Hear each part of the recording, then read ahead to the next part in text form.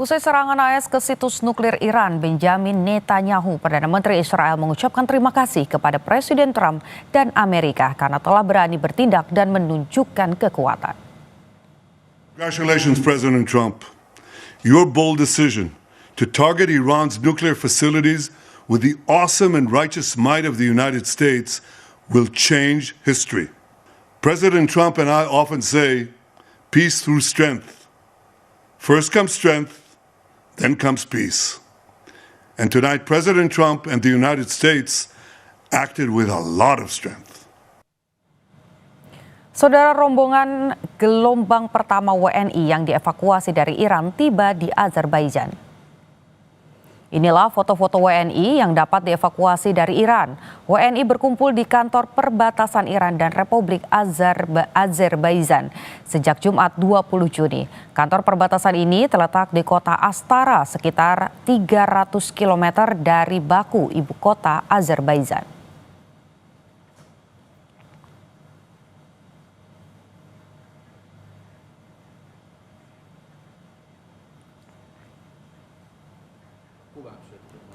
Menteri Luar Negeri Sugiono menyebut ada 4 bus yang mengevakuasi warga negara Indonesia untuk keluar dari Iran.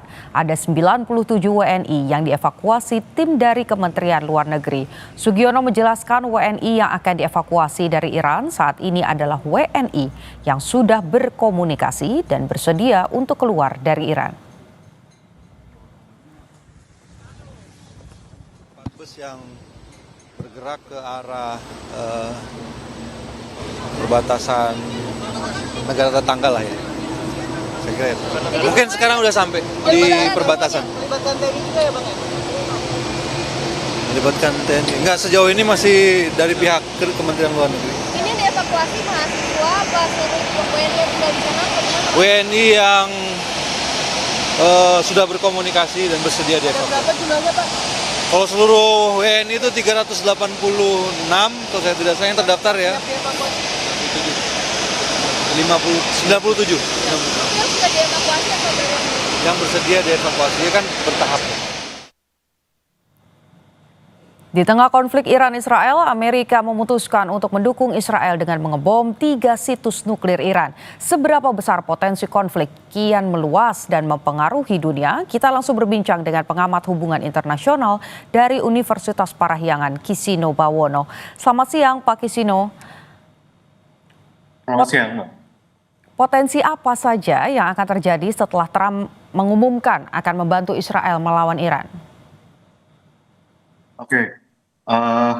Eskalasi apa yang kemudian akan berlanjut gitu, saya lihat kalau dari kemarin-kemarin pemerintah Iran memang memposisikan diri bahwa mereka tidak akan tinggal diam jika ada agresi terhadap mereka masuk dari Amerika Serikat. Mengutip dari Jerusalem Post gitu ya, pemerintahan Iran memang mengatakan bahwa aset-aset Amerika itu akan menjadi legitimate target untuk serangan balasan dari Iran. Nah sekarang kemudian yang kita tunggu itu ya, karena kita tidak tahu seberapa kuat Iran sekarang setelah mereka diletakkan selama beberapa tahun terakhir dan beberapa hari terakhir, retaliasi apa yang akan mereka lakukan ke negara-negara tetangga. Negara tetangga ini, kenapa saya bilang gitu? Karena beberapa aset Amerika Serikat itu ada di sana seperti military bases dan semacamnya. Lalu di sisi lain ya, kemungkinan sudah akan terjadi, kemungkinan akan dilakukan adalah gangguan supply di Selat Hormuz.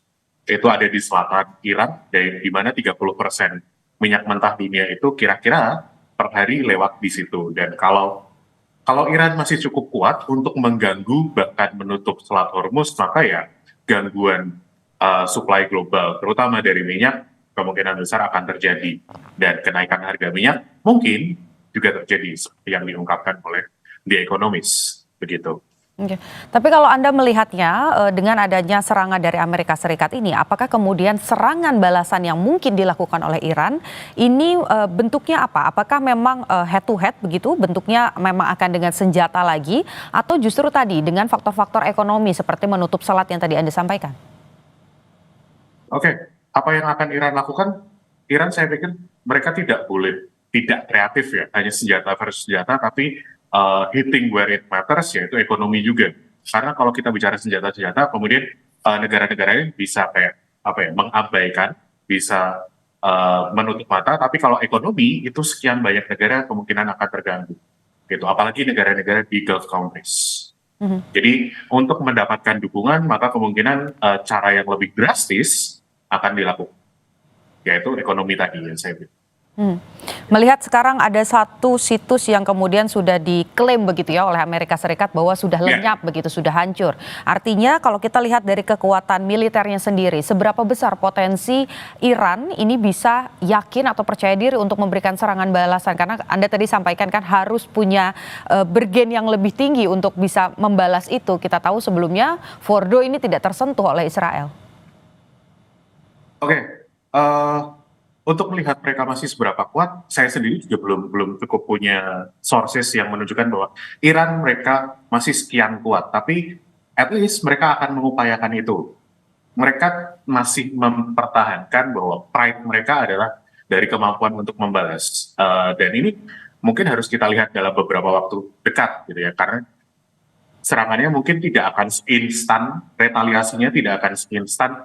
Ini sekarang diserang, maka balasan mereka akan muncul dalam beberapa waktu, sejam, 2 jam, atau seharian. Mungkin akan butuh waktu untuk sampai pada akhirnya mereka akan membalas, gitu sih. Dan satu yang juga mau saya tambahkan, kalau menurut dari klaim Amerika Serikat, Presiden Trump itu bahwa Fordo ini sudah rusak, sudah hancur, di sisi lain juga dari Iran sendiri mereka masih bilang bahwa kerusakan yang terjadi di sana itu bukan yang hancur total, jadi masih bisa diperbaiki jika dilakukan proses perbaikan. Jadi kita sebetulnya juga, saya sebagai pengamat masih kesusahan untuk melihat bahwa seberapa rusak kondisi yang ada di sana, gitu.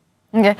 Di closing statementnya Presiden Trump begitu ya, kalau kita kutip dari Twitternya, selain membenarkan bahwa adanya serangan 3 bom, kemudian juga mengapresiasi militer Amerika Serikat, kalimat terakhirnya adalah mendorong untuk perdamaian. Anda sepakat bahwa dengan serangan ini bisa ada damai antara Iran dan juga Israel, atau bahkan sekarang Amerika Serikat nih ikut campur, jadi bisa damai?